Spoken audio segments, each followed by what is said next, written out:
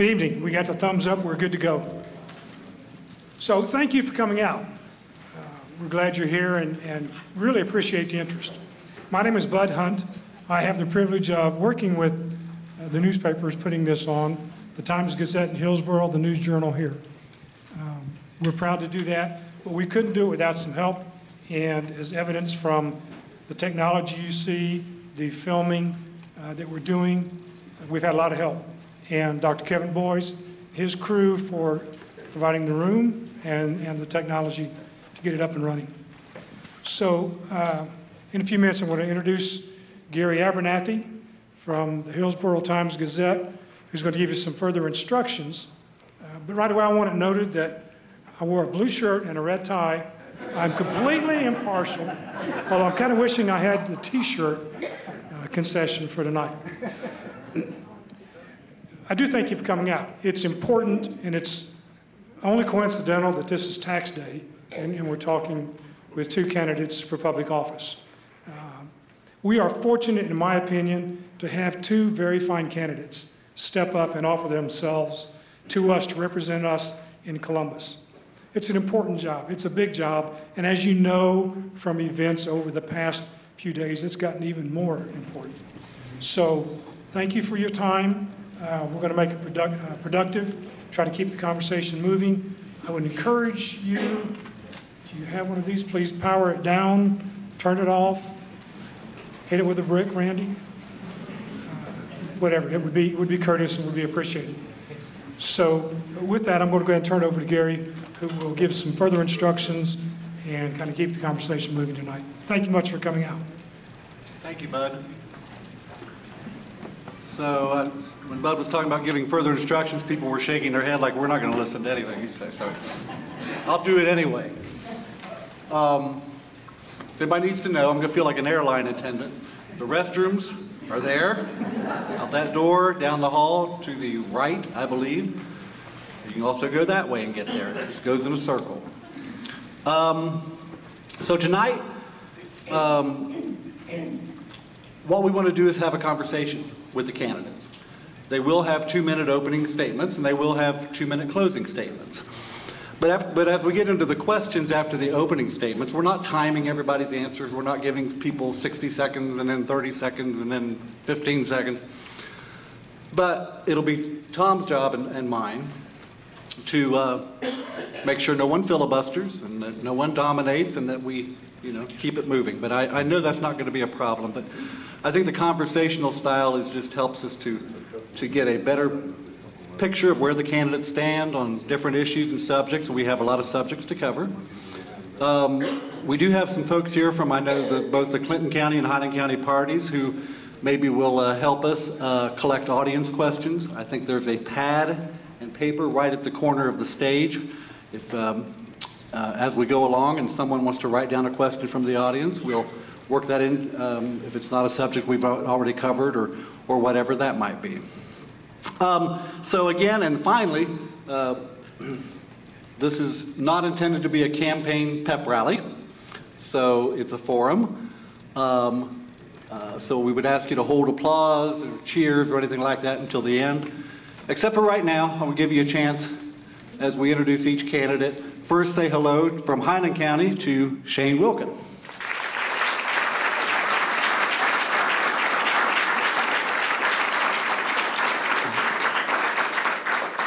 And from Clinton County, Beth Ellis.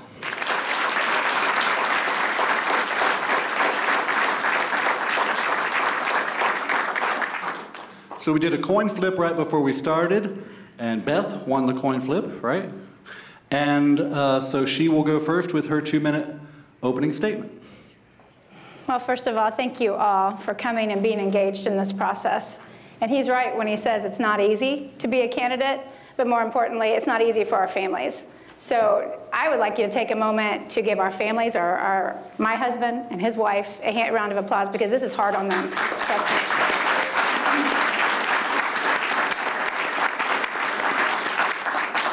So we're here today because you want to hear about us and hear the differences between us.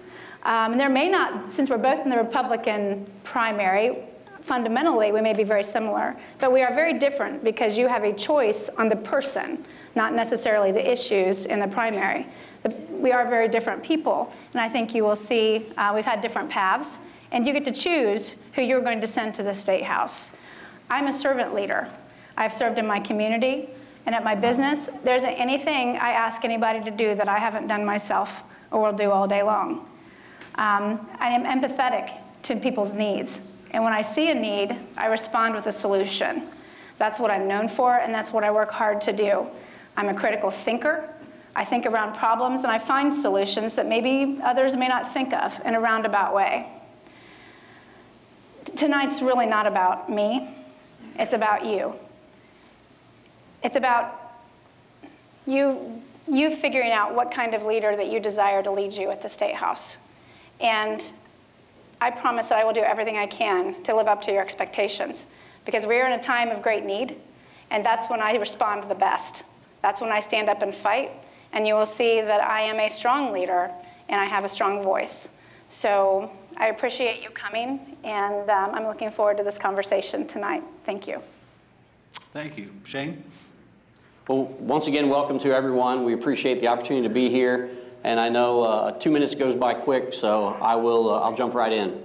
I'm here tonight to not only ask for your support, but to ask for your help and ask for your vote to be your next state representative. I believe with the right leadership and the blend of private sector along with public sector experience, we can do great things here in the 91st District. For the past 10 years, I've served as a Highland County Commissioner and the lead in economic development in Highland County. We've been focused on job creation and job retention in our economy.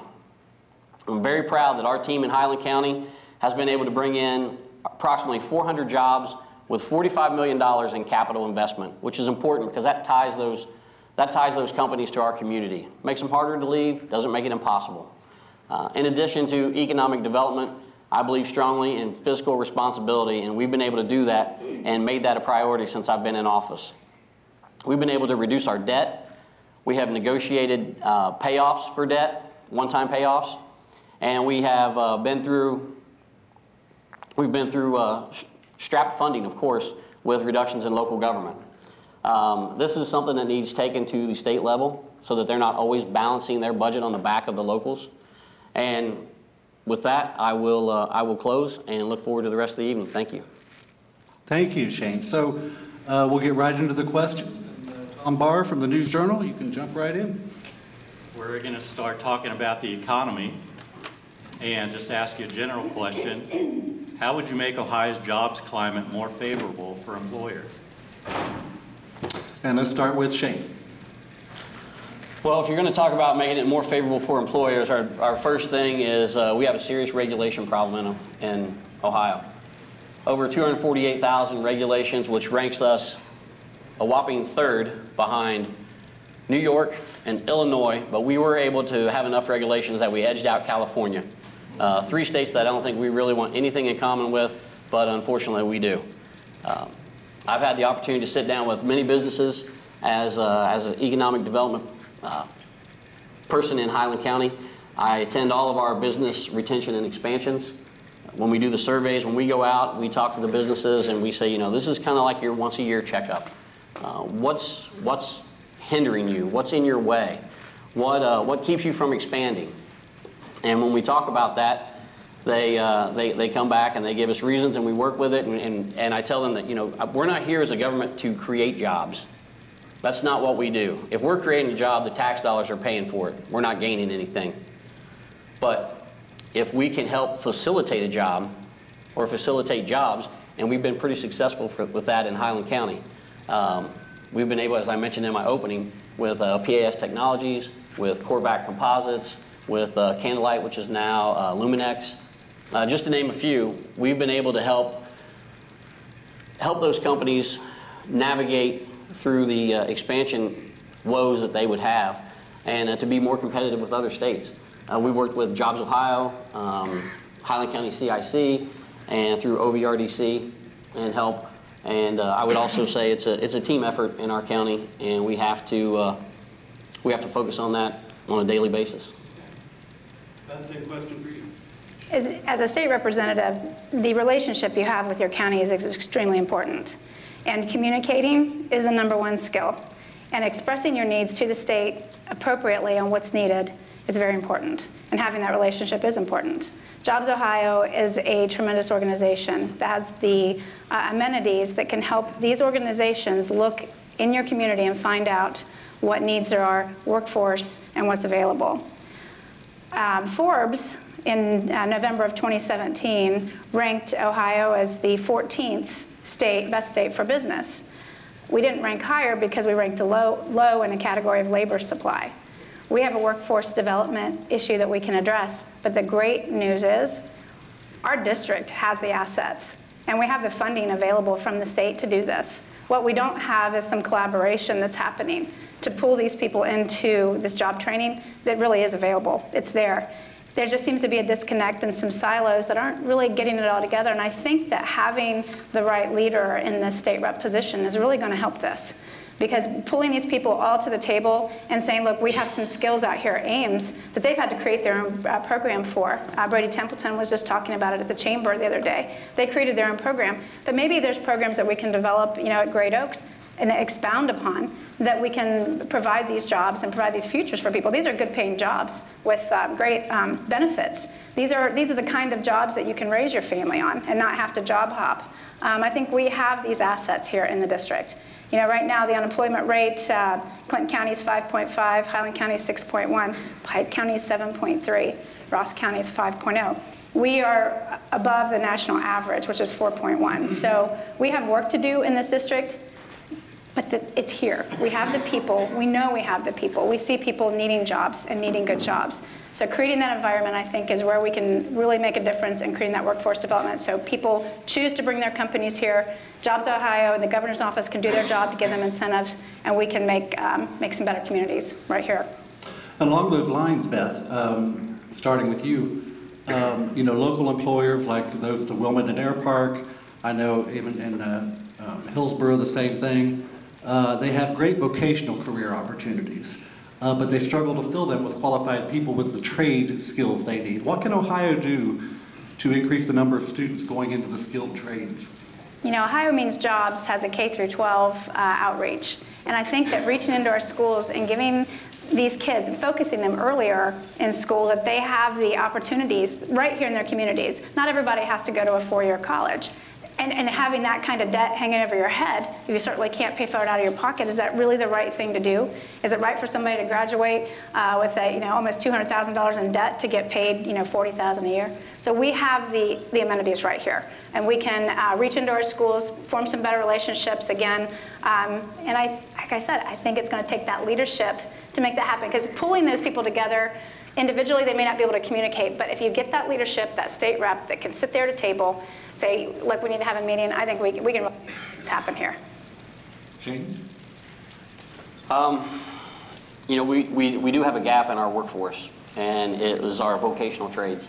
And I think it's a shame. I know I have actually a cousin that is finishing up his last senior class in masonry at Great Oaks, Sean Wilkin, because nobody's there. There seems to be that still that cloud over if you're going to vocational school, it's because you couldn't cut it in standard high school or typical high school. And that's unfortunate, because we've got people that have an opportunity to come out. As I mentioned, when we sit down in our BR&E, which is our business retention and expansion visits with these companies, almost every single one needs employees. They need employees that are not necessarily 4 years. They don't have to be engineers. But as Beth said, they're good paying jobs. We have a company in Greenfield that chose us to locate in. They're committed to 175 jobs, and we're hoping they hit that by the end of this year. But part of their problem is workforce. They're having trouble getting people, even with the soft skills. And when I say soft skills, I mean getting people to show up. Unfortunately, we're in a time right now getting someone that can pass a drug test. And it's a challenge. It's a challenge for all of us. It affects their production. It affects their profit. And, profit's not a bad word. If a company can't make a profit, they can't be here. So I think looking strongly into our vocational schools, as we've tried to partner with some of our companies, it also becomes tough with, well, if I'm training them and they're not putting out what I need, how do I justify that machine not running? So I know we've partnered at times, or I shouldn't say partnered, we've sat down and talked with Southern State of, well, can you do this? And the school's in a position where I can't spend $500,000 on a machine to train 12 people, fill the jobs, and then what do I do? Okay. So I think we definitely have the opportunities to get people careers, not just jobs. But we've got to get oh, I can't think of the word, but the view of vocational schools, that it's not a bad thing. It can be very good. Okay. We all know how important agriculture is to the 91st District. What do you think is the #1 issue Ohio farmers face, and what would you do about it? And Shane, it'd be first for you this time. Well, right now, I think there might be some uncertainty on trade. What's going to happen? I know they're talking 25% tariffs and on the soybeans going to China, which has obviously got everybody's attention. So I think they're looking for some predictability and stability in what's coming forward. If you're looking to buy ground, if you're farming, if you're going to put it out, a few cents on the bushel can decide between you're in the black or you're in the red. And that's a struggle. It is our #1 economy by far. 1,400 farms in Highland County, 780 some, I believe, in Clinton. So with those two being the biggest, it's a vital part of our economy, and supporting them. I know the CAUV is an issue. We're getting ready to go through our reevaluation, so they'll be reevaluated this year. I think Clinton County is already paying the new rates, which I know some, they tried to drop it, and I believe some dropped around 28 to 30% was the goal. But I think at one point it got to about 16%, which in discussions with our auditor was too low. But then when they tried to correct it, it comes up to probably 65%, 60, 65%, 66%, which probably then makes it too high. Yeah. So I think the biggest thing for any business is predictability and stability. Okay. Beth? I agree with the trade issue. NAFTA and Canada and Mexico are our biggest trade partners, as well as China. They're the top 3. But there are some discrepancies in NAFTA.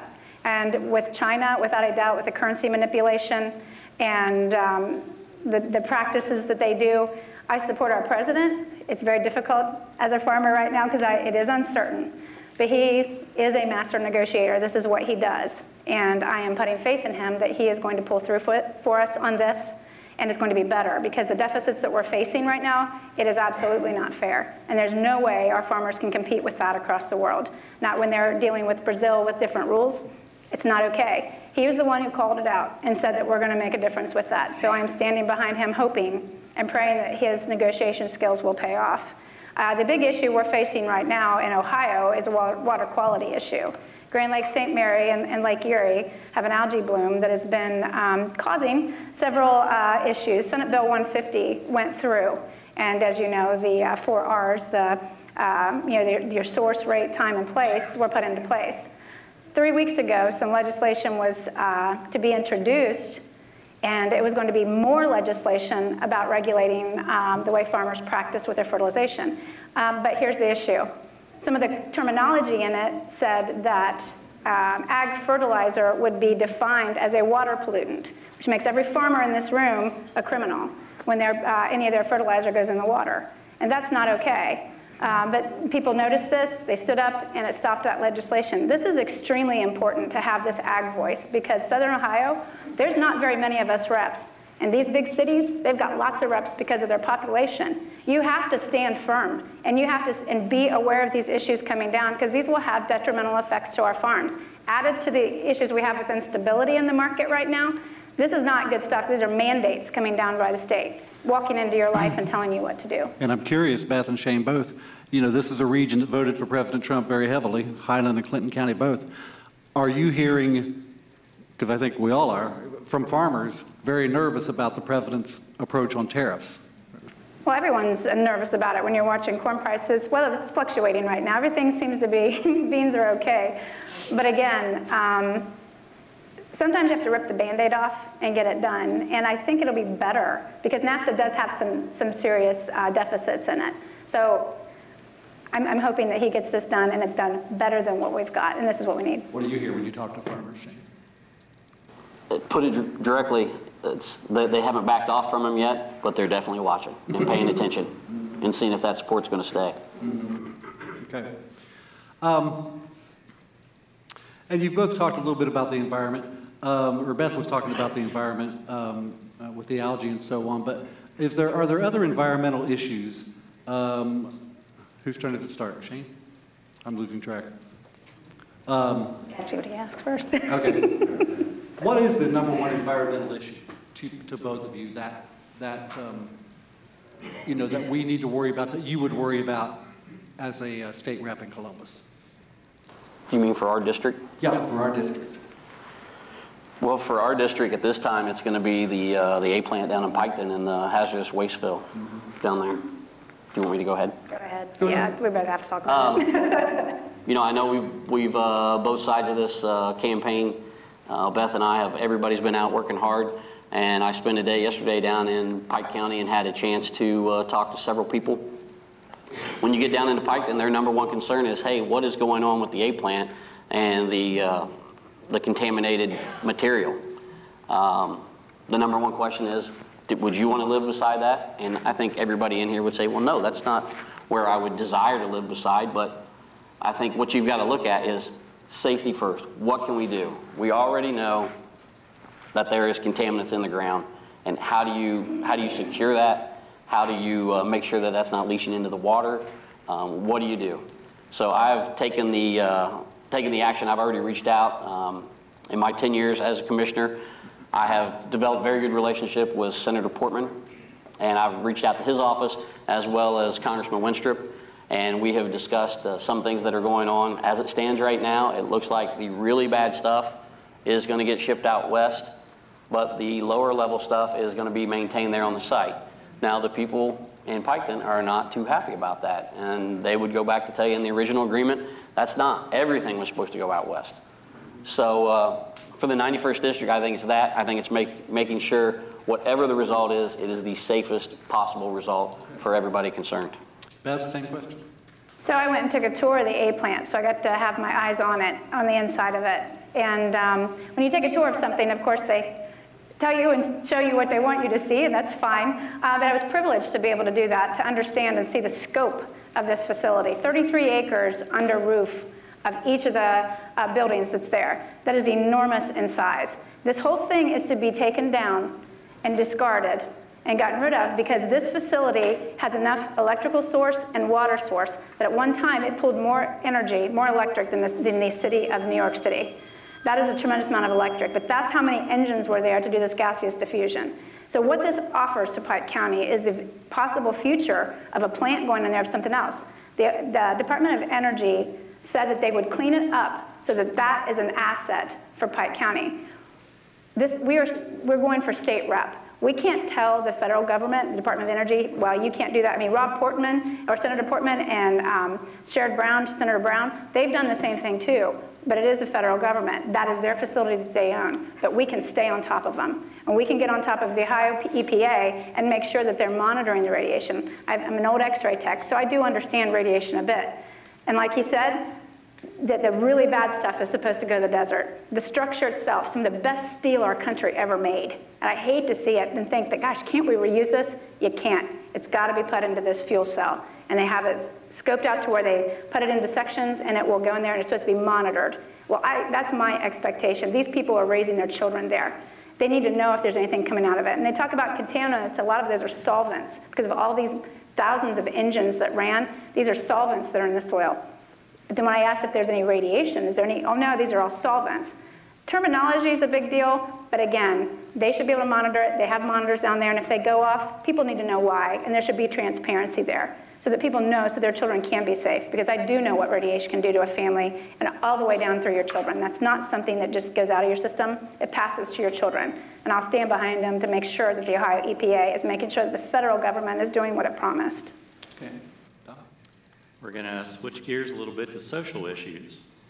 Are you in favor of the legalization of medical marijuana, and how about for recreational use?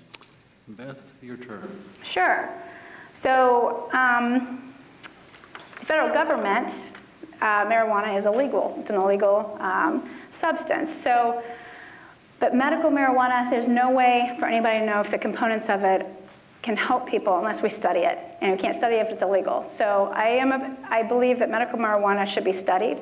I believe if there's components of it that can help people, why wouldn't we do that? I mean, they allow opiates, and we've seen what they've done to people. I would think if this has a benefit for people, we should be doing it. But of course, you understand that that's something you can't patent, and a lot of these companies don't want to mess with it too much and put too much research into it because it's not something you can patent. It is a natural herb. So I really believe that, you know, medical marijuana is okay, but I cannot and will not vote for recreational marijuana. We have enough issues right now in our society to deal with. I don't think we need to add to it. It'll be a no for me. Shane? My answer is going to be quick and simple. I'm a no on both. After discussions with our county coroner, Dr. Beery, he is steadfast. He's very passionate about it. I've sat down and actually discussed it with him. And he said, I promise you, everybody that got started when it led to, or I shouldn't say everybody, but a lot of overdose of CCs, they started off with marijuana. And he goes, it just opens a door. And I think we already have employment problems with people getting to work, being able to pass drug tests. When we bring this into, whether it was medical or recreational, it just opens a door. And I've had some say, well, then you're just against economic development because look at all the jobs it could bring. I think what brings along with it outweighs the bad outweighs the good. So. I have a response to that. Sure. Yeah, I believe that physicians do know what they're doing. And I believe that they know their patient better than anybody else.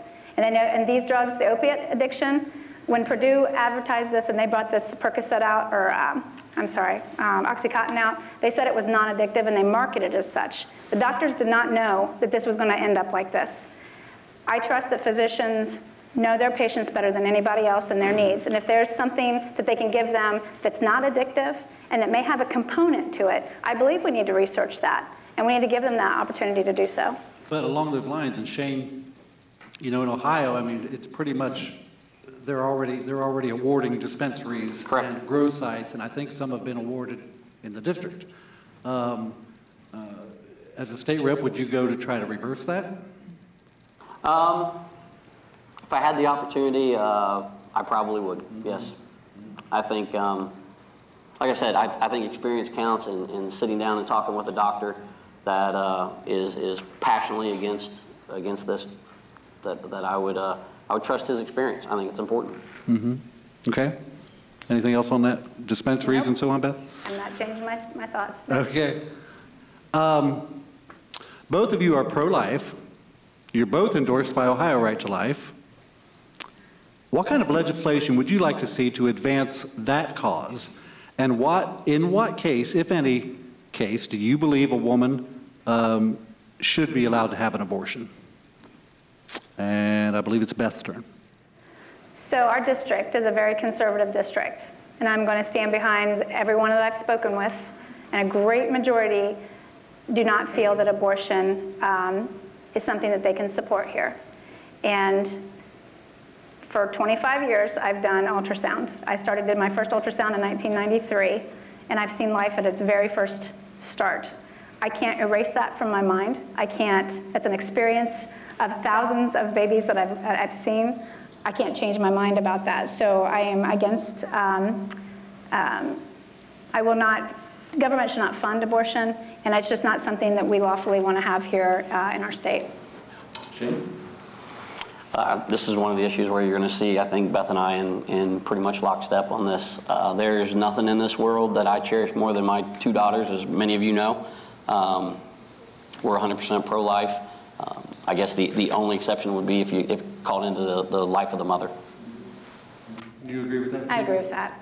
Yeah, I mean, it's just if it's life or death situation. But these resources that we put towards it, why can't we put that towards life? Why can't we put that towards adoption? There's so many people who've lost their babies who would give anything for that life, and I think those resources should go that direction instead. Okay. Republican Senator Rob Portman was once against gay marriage, but he changed his stance when his son came out as gay. What's your stance on gay marriage? Shane. Opposed. I think it's unfortunate the way the switch was made. For Senator Portman, I have a great amount of respect for him, but I would not change the, you know, if that was in my family, it would not change my love for my child or anything like that. But at the same time, I believe that marriage is between a man and a woman. Beth? You know, Christian marriage is between a man and a woman. And our district is very much a district of faith, and that is what they support.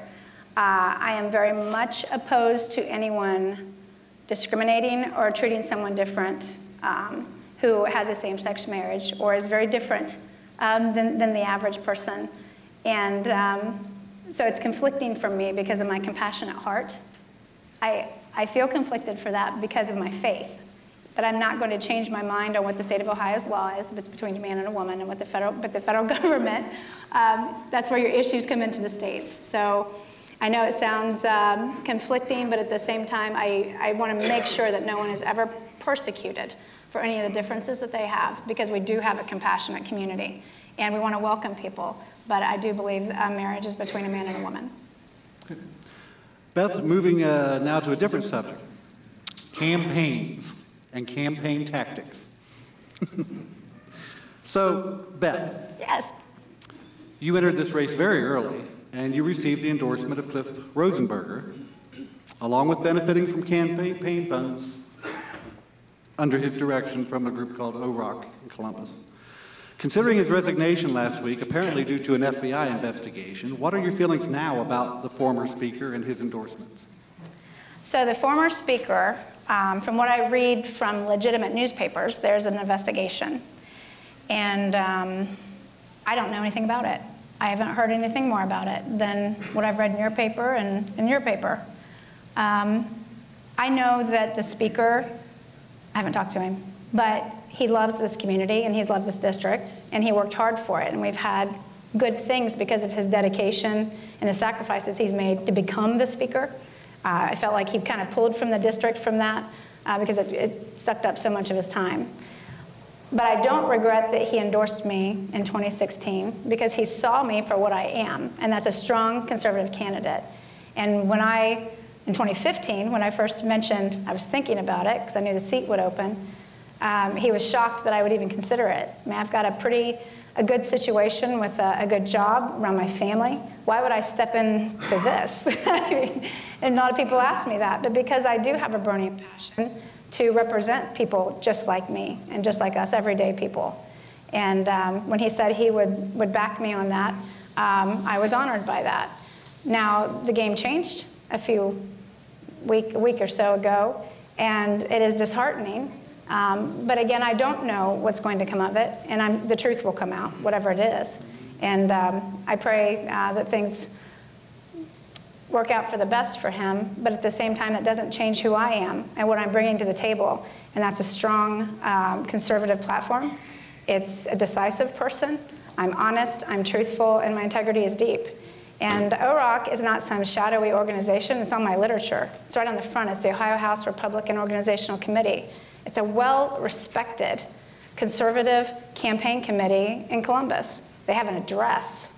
They actually are physical. It's not some shadowy anything. There's nothing mysterious about it. They're working to keep the majority in the Ohio House. This is a midterm election. This is scary. This is where the House flips historically. And they stand behind candidates that they know will win that November election so that we can keep the majority in the House. And Shane, for you, a little bit different take on that same question, but when you entered the race, you said in relation to your opponent, and you've said several times since, that the people of the district should decide the race, not Columbus. Are you saying that if Speaker Rosenberger had endorsed you early on and offered you the thousands of dollars in OROC money, you would have turned it down? That's a great hypothetical question. I don't know. I know I had sat down and talked with the former speaker a couple of times about running. I was in Columbus and chatted with him about it. So, you know, I guess hindsight 2020. Obviously, you say no. Going forward, I probably would have accepted that as well at the time. Okay. Tom? And these questions are a little different because so we can't necessarily ask the same question to both candidates because of different campaigns. Gary, if I could just real quick to follow up on the OROC comment, you know, I do think it's interesting that an endorsement comes out a year in advance before the filing deadline, or approximately a year, and there is, I mean, I'm not sure what the endorsement process was for OROC. And if I go back to your article, luckily for us, probably everybody in here is a Republican or a conservative in that aspect. And go back to an article you wrote, most likely, unless one of us do something really crazy, whoever wins the primary should have a pretty good handle on winning in November. So taking into account the amount of money that's being spent in this campaign is baffling if their true goal is to have a Republican majority in the fall. Beth, do you want to respond to that at all? So I guess my question is am I the only one in this room that's had any help at all from Columbus? Okay. Yeah, no, I mean, I've been forced to fundraise I don't know. as well. I mean, that kind of suggests I'm the only one. I think it's pretty clear. Well, we're going to get to that. It's pretty clear. There's more than just the That's Rock, but that's on the list okay. of questions. Yeah. Okay, It's okay. It's on. We're going to cover that. I promise. Okay. I promise. Go ahead. Okay, so we'll move on to that. This one's for Beth. Okay. A negative campaign mailer was sent recently depicting you as a puppet. Shane has said he knew nothing of the mailer or the group behind it. Do you anticipate negative ads or mailers against Shane, either by your campaign or a third party? My campaign is under absolutely no negative to come out. Not from me and not from OROC. Now this, as we can see, is not from Shane Wilkin. This is from Growth and Opportunity PAC, which is some shadowy PAC that has some weird address and it doesn't even have a physical location. These are outside people involved in this race. It's a fight that's not about him and I. This is not our fight. This here is not our fight. That doesn't diminish the fact that negative campaigns, people will tell you negative campaigns win elections. I don't care. My kids see this in the mail and they see their mom. But I will say this, I look 30 pounds lighter in this picture. Yes! I swear, I was like, hey, I'm 30 pounds lighter there. So, you know, at least there's a positive here somewhere. But again, I don't like that. The last presidential election, I couldn't turn the television on. Why do we have to get this way? Why can't I just talk about me? He talk about him. She's not an insider. I am so the outsider, it's not funny. This is why they don't want me in Columbus. This is why there's a shadowy figure who absolutely doesn't want me there. I'm a pain in the tail. This is not okay. And, you know, these guys, these people at OROC, these women at OROC, there's nothing shadowy and secrety about them. They're good people, good conservative people. But their name is on the front of my literature. Yeah. And Shane, to reiterate it, you have said you had no knowledge of that mailer, nothing to do with it, and I let you say that in your own words. Is that correct? Absolutely. I can tell you I was sitting at lunch when somebody got it and texted it to a friend of mine, and it's probably not fitting for the audience, my reply, when they showed it to me. I've not asked for any outside help. I'm not looking, and if you look back, this is my fifth campaign. You look back to my previous 4, I have never sent the first negative advertisement out on any of my opponents, and I wouldn't. I'm not going to do that. I know that that's hurtful, and quite frankly, I think it sucks. I don't like it. Yeah. Okay. Now, I'm just, you know, to put something out like that, it diminishes the race. But I think it's brought on when you have an endorsement out so early from someone, because I think those are designed to do one thing, and that's keep other people out of the race. And I told people early on when I thought about this, and we made the decision as a family of whether or not we would or would not run, I said, I'm not going to get scared out of this race, nor am I going to get talked into it by people that wanted me to run. Okay. Along those lines, campaign finance reports aren't due till April 26th, unfortunately, so we can't really see all the contributions everyone's getting. It's known that former House Speaker Larry Householder is vying for that job again as Speaker, and has, his first time around, he left Columbus under a cloud, under a federal investigation. There were no charges ever filed, but are you part of a team householder receiving any support from that group, or what will we find on your campaign finance reports? We know Beth's support because it's on some of her mailers, but what will we find on your reports for your support? I think the thing I'm most proud of on my campaign finance report is you're going to see tons of grassroots efforts, some 25, some 50s, but when you get in a race of this size and you have an organization the size of OROC that is controlled by our former speaker that directs the money, it left me a little option other than to try and fundraise outside the district. And I've not denied that at one point. I've had to fundraise outside the district. I cannot raise $100,000 from the 91st district. And will the householder be part of that? I think we share a campaign consultant, yes. Okay. All right. I wouldn't raise money with that Larry Householder. You wouldn't? Nope.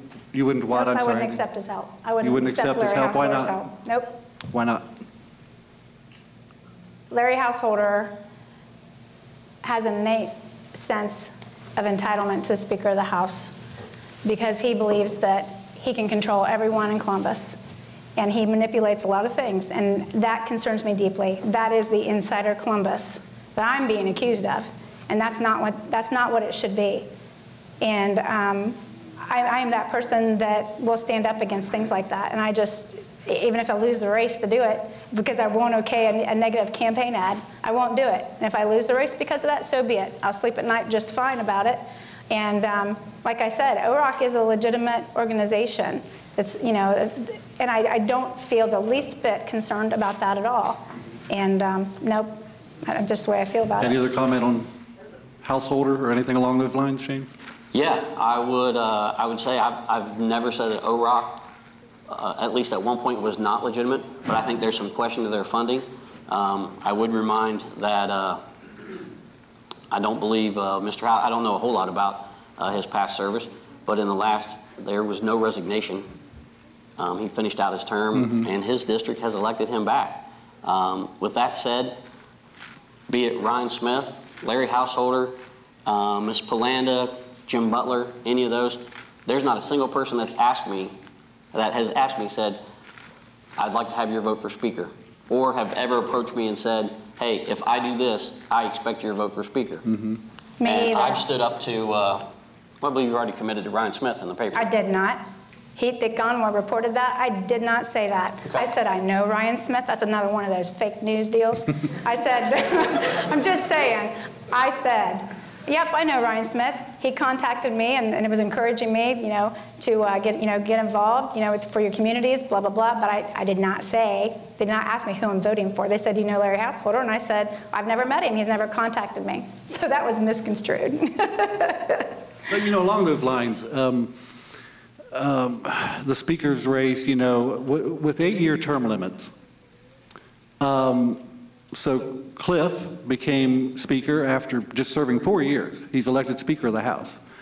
A lot of people complain about people like Vern Rife, who was Speaker for 20 years, Democrat from Scioto County, but he was in the House 16 years before he was elected Speaker. How do you feel about term limits, both of you, and should they be expanded? Should they be done away with? And do they affect things like leadership? And can you be ready to have a leadership role when you have such a short time to be there? Beth? I think it's having a tremendous effect on leadership at the House. So would you get rid of term limits? The problem is that you do get people that make a career out of it, but you do need some experience in there to spend some time and understanding the legislative process, I think. But the way it's revolving now, that people sometimes leave their seat because they know they're going to be without a job because they term out. So they may leave to go work for a firm, and so then you've lost your seat again, and it's just this instability. So I think it has had an unexpected effect. And I've talked to some people, who'd served in the past and said they've seen that change and seen an effect, and it causes these little ruckuses, I think, that distract what really we should be talking about is the issues in our state and the issues of how we can fight the opiate epidemic and bring jobs to Ohio, but this constant change is disruptive. Shane, how do you feel about that?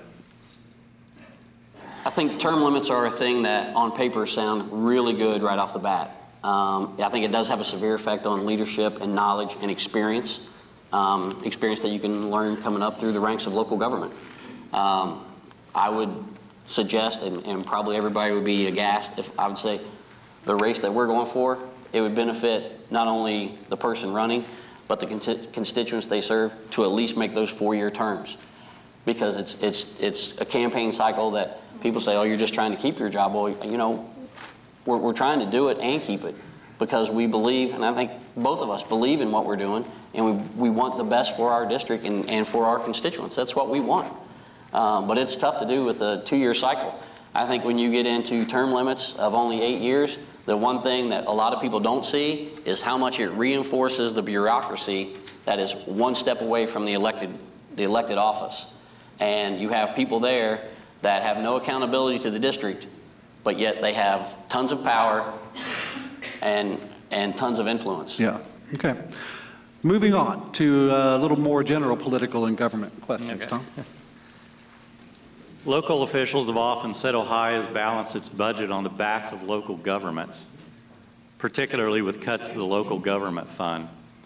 What would you do in Columbus to make sure counties like Clinton, Highland, Pike, and Ross don't continue to lose revenue to help the state balance its budget and pay for more state initiatives? I think Shane first. I know very well the cuts to local government.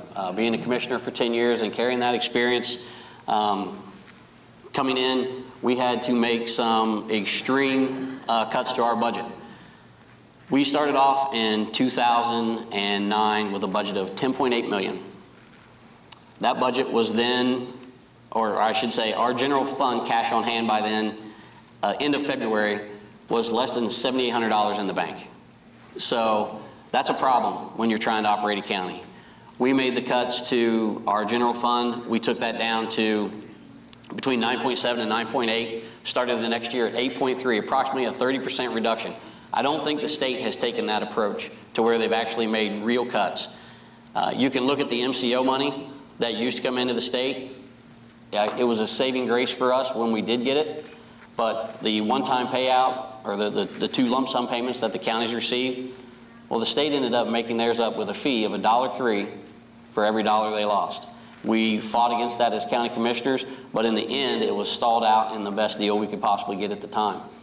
So as a state representative, I think we've got to look at the physical house at the state and see where actual cuts, not reductions and increases, can be made, but actual cuts.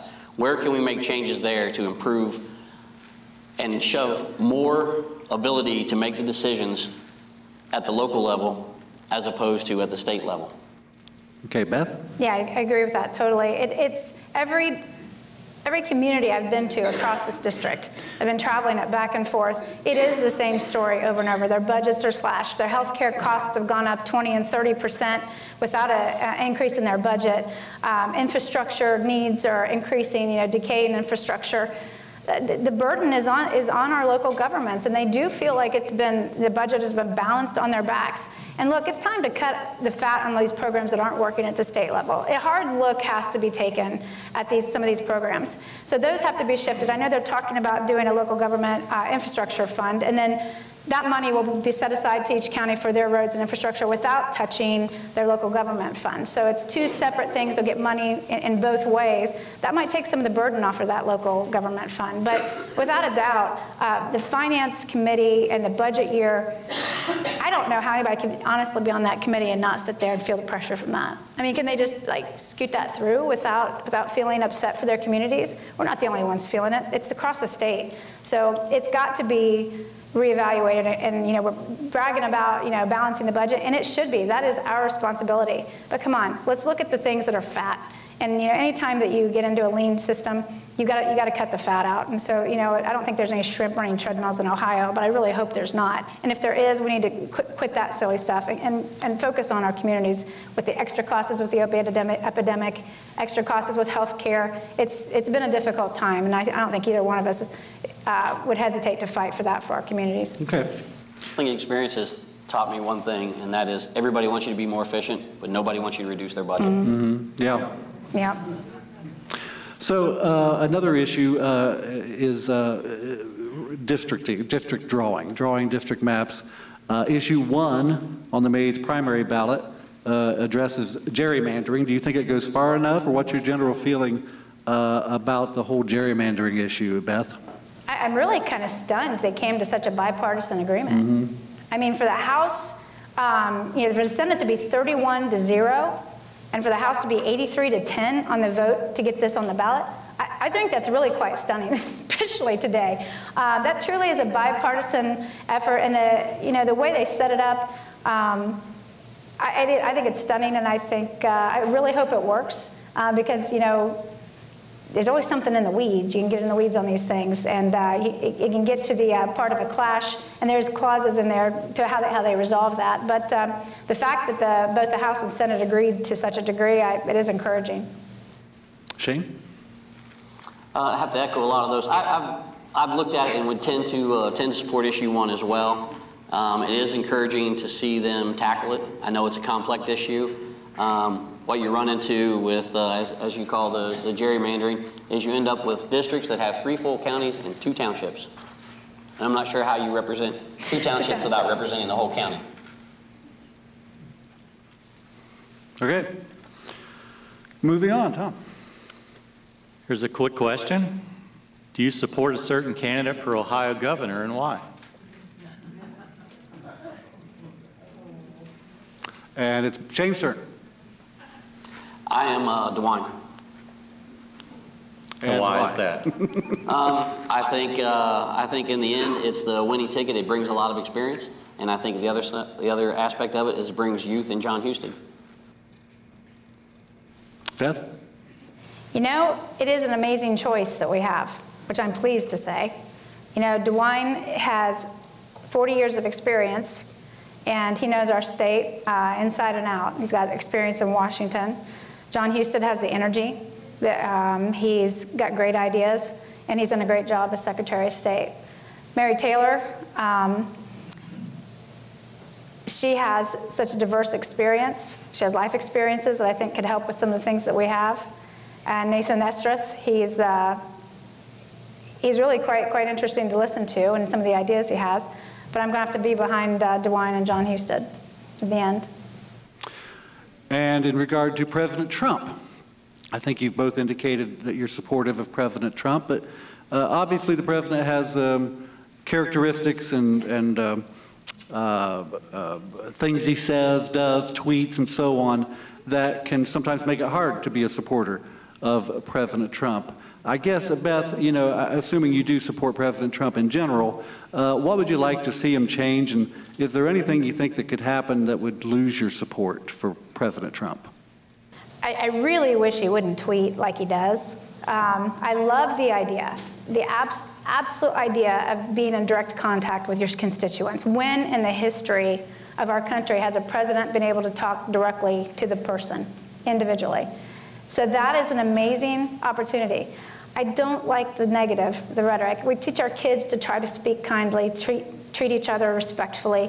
And when, like I say, you set a leadership example, it bothers me. It does bother me. But he has done everything he said he would do from the get-go. I absolutely support, because that's not a politician, typically. He didn't make promises he wasn't going to keep. So I'm behind him for that. The social aspect of it can be uncomfortable. But I think sometimes I even wonder if he does that just to distract from what he's doing over here to get things done. So, I support him. Shane? Very supportive of President Trump. As a matter of fact, probably I might be the only person up here that during the election was out knocking on doors for not only him, but a lot of our local candidates as well. I would agree. I'd like to see a little more honey and a little less vinegar at times, but that's his style. I know probably one of the best advices, or the best advice I received in office once was we had a really good success on an economic project. We were super proud, we were super excited about it, and all of the other elected officials above the county level were mad because they didn't get to announce it first. And it was all this bickering. So I wrote out this letter and gave it to our clerk. I said, can you put that on letterhead and let's send this off. So they read it, and they said, probably not your best idea. So they took it back, said, go to lunch, come back, and see if you still want to do it. And shorten the story down, they were right. It probably wasn't the right thing to do. So threw the letter away and lived to fight another day. But supportive, but it would be, I think sometimes it might even be amazing how much more he could get done if he just toned it down a touch. Very good. We go to an audience question right now. This is about taxes in general. We are too reliant on property taxes and local income taxes. Do either one of you have any support for passing a new sales tax proposal? Shane. Typically going to be against any tax increase, period. I think the sales tax, the use tax, sometimes that can be a deterrent to people to get out and spend any income. So off the cuff, no, I don't see. I know when I first came in, I was asked by Larry Long, a longtime director of the Commissioners Association, would I be supportive of the ability for the commissioners to tack on another 0.5% without going to the voters? And I said, absolutely not. I would not be in favor of that. So, no. I think there's always the elemental battle with the consumptive taxes versus the property taxes and income taxes. You know, you start increasing income taxes, and like he said, you know, people start to, it has an effect on the population that really struggles to make ends meet as well. Property taxes, now can you look at the formulary for it, maybe, and decide whether, you know, the school funding is based on that? I mean, there's so many ways to slice it and look at it. And I don't think we could even hammer that out here in an elemental amount of time. But you got to watch the consumptive taxes, because I do think it affects a population that really, they can't have any more hit to their income. Let's talk about education a little bit. This is a two-parter. First of all, what do you see as the most important issue in Ohio education in regards to direct impact on students? And Beth? Well, I don't think anybody likes school testing. I don't think the teachers like it, the students like it, the parents like it. It's that time of year. We started ELA today. The education system is a very complex system. It's got a lot of issues going on. Common Core is a big issue. The changes that were made with it. But since then, it has even evolved. But what we need in education, without a doubt, for our teachers and our students, our educators, is stability. There has been so many changes. When the teacher has their curriculum, they're teaching it, and all of a sudden they add something else to it. Oh, wait, now you have to add this into your day. Then they got to fit that in somewhere. Then we got testing, and it's just so unstable. And I don't think that it's good for our kids, because it's creating a culture at school where the teachers are stressed out, the students are stressed about tests and their scores and what's going to happen at school.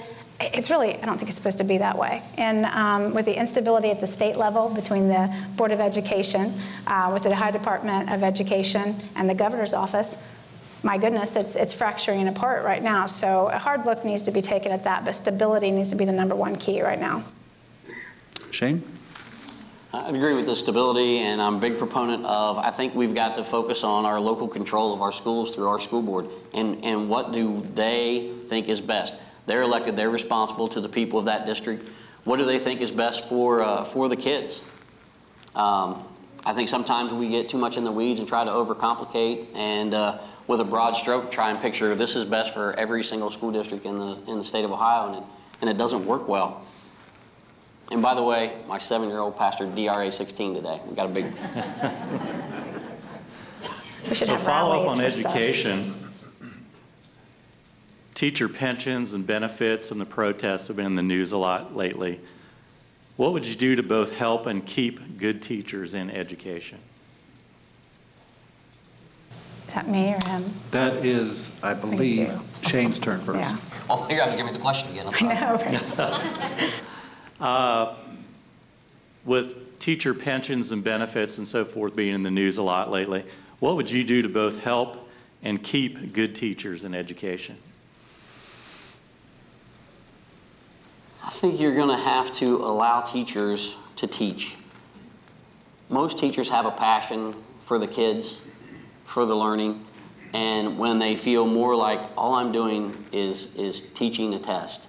And it becomes, I think a lot of your teachers look at it, this is my passion, it's not my job. And that's what you want to see. You want people that have their passion out there, helping our kids, teaching our kids, getting them through their DRA 16 today.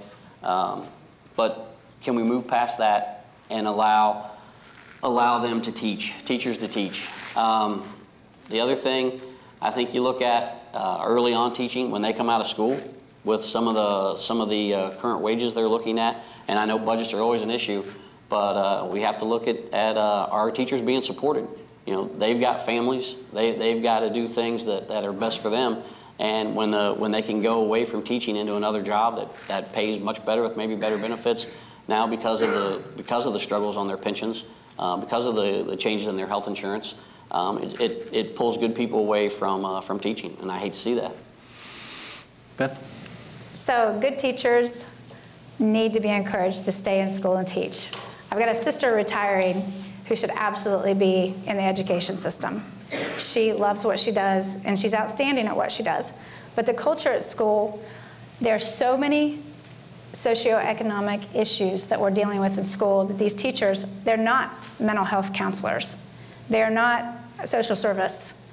But they're having to play these roles now in school. It is very difficult for them to get through the day when they have to be all these different people and they can barely even be the teacher anymore. We have to take a comprehensive look at schools and the help that they need with the violence that we've seen in some of our school situations.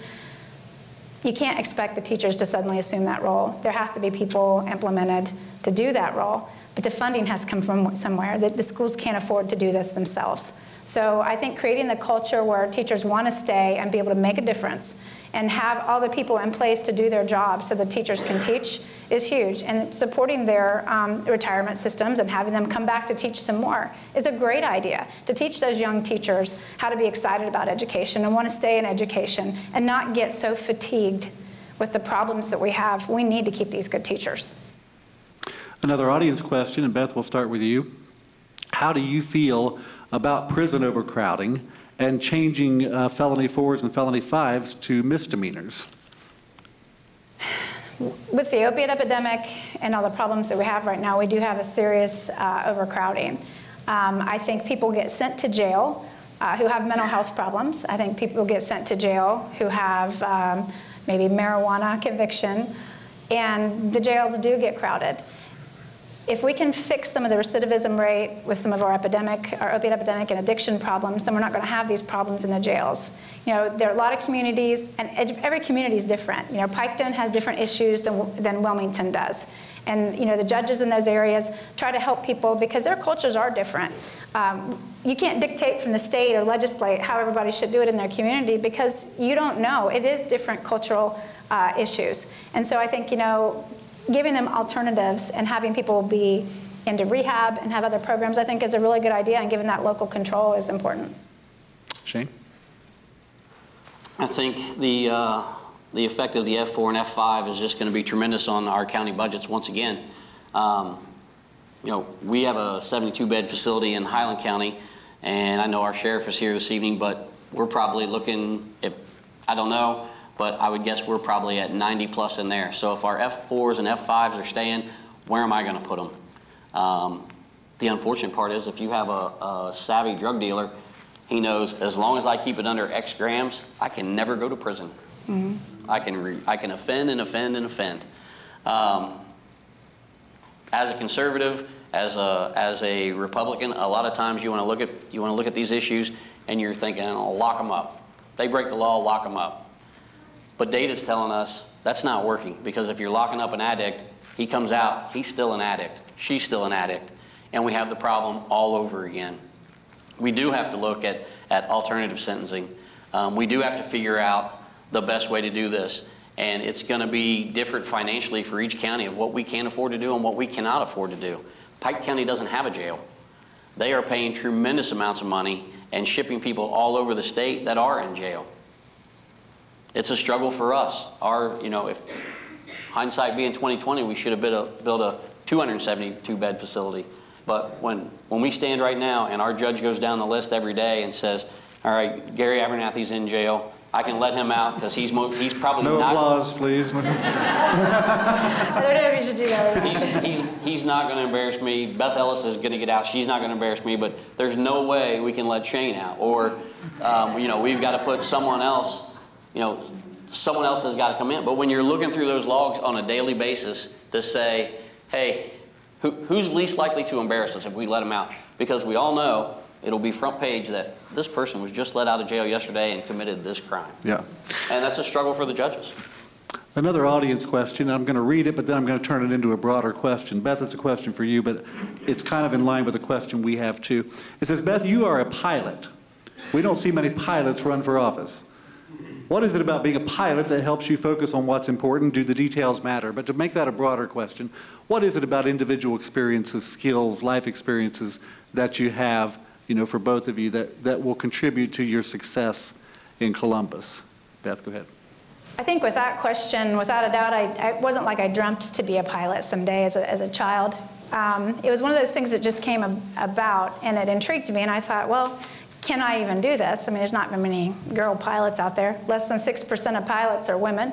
It's not like it's a welcoming thing to walk into a hangar, everybody says, where's your husband? Like, well, okay. So when I learned to fly, the most intriguing thing was to learn something new, to step out of the box and step into something that is extremely uncomfortable. And at that point, it's even life-threatening. But you start to learn things and realize that the world is bigger and broader than what you thought it was. And I think being able to adapt situationally and to know that you can make decisions under tremendous pressure and make it count every single time. When you pull onto the runway and you do your pre-flight check and you go to take off, you're committing to a landing no matter what the situation is on the other end. If the wind's coming at a 25-knot crosswind and you're in a tail dragger, it's going to be a party when you come and commit to set it down.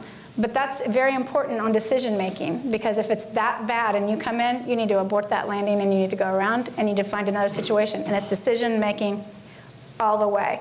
And so I think being able to pivot and to make quick decisions and make the right decision at the right moment, at the right time, for the right reason is important. And that certainly brought that out in me. And Shane, what about you? Are life experiences, skills, personal things that you've been involved in that would help you in Columbus?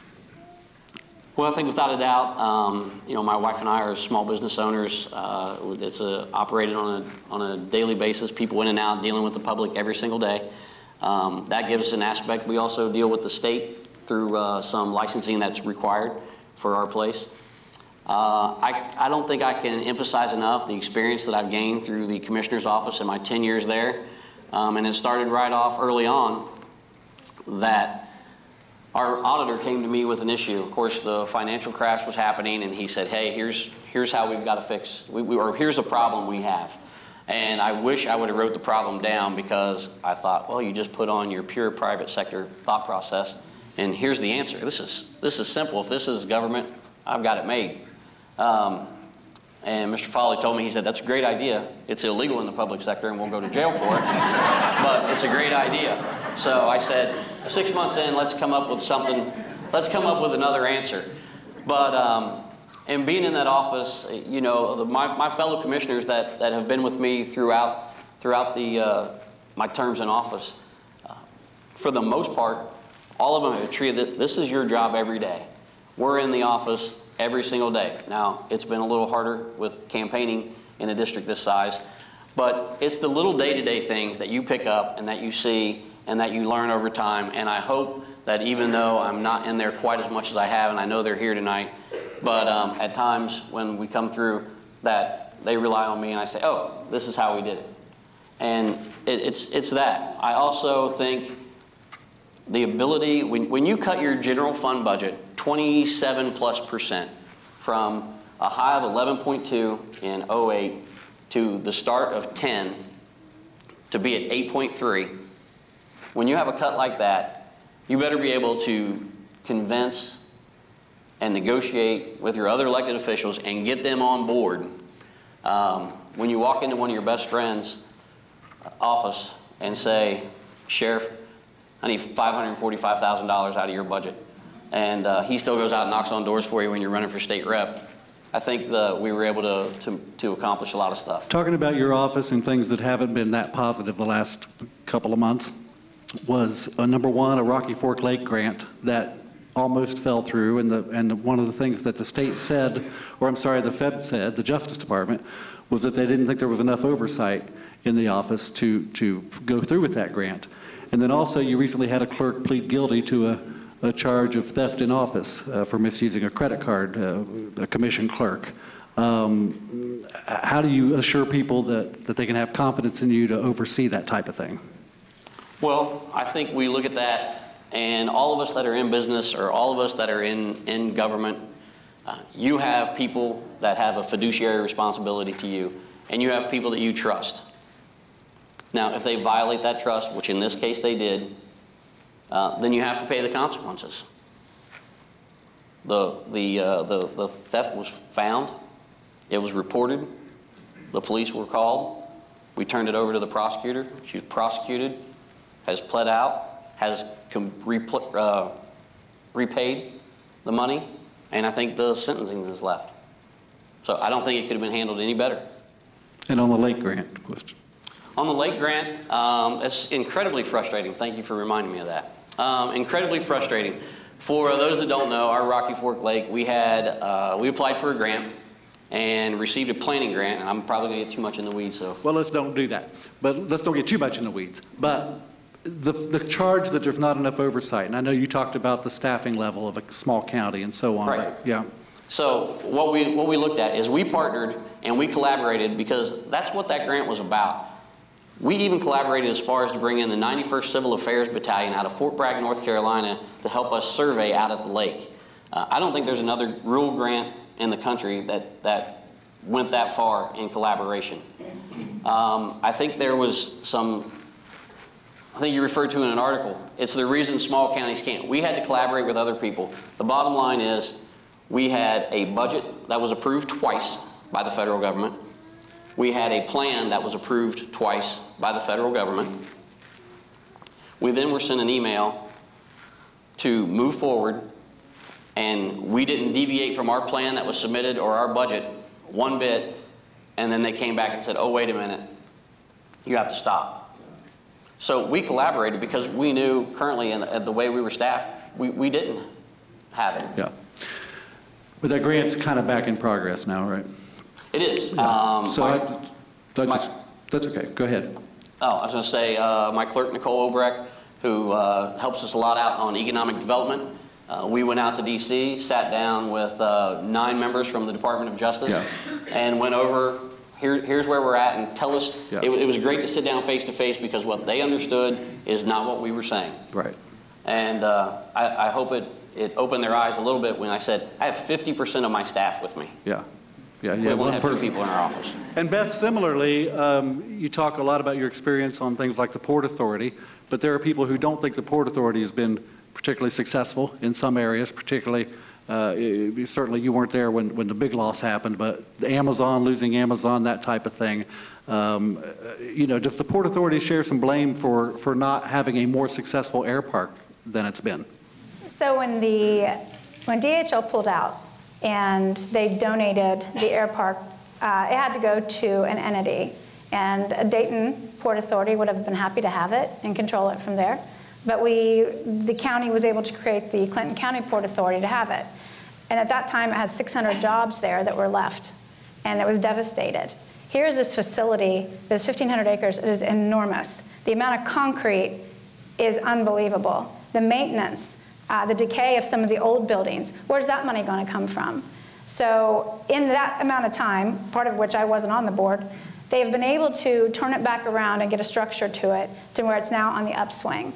They're able to start rebuilding that infrastructure, and like you said, grant writing is extremely important. The staff at the Port Authority is very good at writing these grants, ODOT grants, state grants, to get this, to help fund this, because we don't ask for any taxpayer dollar. There isn't any taxpayer dollar that comes in to help keep this airport. Not only at one point it was keeping the lights on, now it's actually moving forward. Now it's had some capital budget come into it. There's exciting things going to happen. And keeping an airport like this that's an international airport where the largest plane in the world can come in and still land here and take off in the worst conditions with fog down to almost to the runway. That's really quite impressive. It's ready to go, and it's poised to go. So anything can change like that with a change in the economy, and it's ready to go. So I don't think it's fair to say that it's not lived up to its expectations. There's work to be done, but now there's a plan in place. Site selection has occurred. Jobs Ohio has been involved, and it is reaching out in other parts of the county. It's helping the city. It's helping other parts of the county as well. And hopefully we'll get some of the economic opportunity zones. Hopefully we'll get awarded some of that. Did you guys apply for some of that too? No. Thank you. Tom? Ohio has an aging population. The elderly population is supposed to double from 2000 to 2040. What measures must the state take to prepare for our aging population? And Beth. He did any meaning. Did you see that? So you're right. We have to take care of a large population of people. And we have facilities around the state, around our district, some wonderful places where people can go. The trick to it is making it feasible and making them available.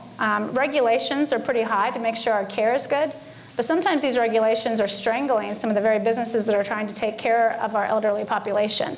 And if they have a violation that's, say they didn't have a certain type of door on a lock and they're slapped with a $25,000 fine from the state of Ohio, how in the world can they keep their improvements going to those facilities? So I really think that they need to start taking a better look on, we talk about these regulations, these 250,000 regulations in our Ohio Administrative Code. We need to keep things safe, and we need to keep people safe, but we have got to get these facilities the opportunity to be successful so that we have a place for our people to go as we age. And I hope I could pick it out myself and instead of my kids, but we have got to be able to have these facilities ready to go and not be strangulated by regulation. Shane? Well, I made the mistake when you said taking care of our seniors. I thought you meant graduating seniors. Yeah. So, we have my grandmother is 96, lives, she's in a nursing facility, and you want her to be safe every single day. You want people in there that are trained. You want people that are caring for her, and not people that are just in there putting in their time. So, that's a challenge to come from the state, to come from us as representatives, and for our locals to decide where are we going to be, what are we going to do when we get older. We're going to be there as well. Once again, I don't think there's a broad stroke answer to fix that issue. Okay. I believe it's time to move into closing statements. So each of you has 2 minutes for a closing statement, and we start, I believe, with Shane. Well, first of all, thank you all for being here. I think the best comment I heard when someone was coming in says, "I feel like I'm going into a wedding." One on this side, one on this side. So I can't remember who said that. But I'll be very brief and very direct in my closing statement. I'm very proud of a proven track record that I have in economic development, and I want to take that experience to the state level. Fiscal responsibility is crucial, and just as you have to live within your means, the state must do the same and live within our means and balance the budget. Keep the budget balanced, and it can't just be balanced and passed down to the counties. Overregulation is unacceptable and something that must change. I want to make Ohio more competitive and a more business-friendly state, as we've done down in Highland County with pursuing business. As a conservative Republican, there's nothing I cherish more than my 2 daughters. So I am 100% pro-life. I am 100% pro-Second Amendment. You've heard my experiences and my qualities that I bring to the table.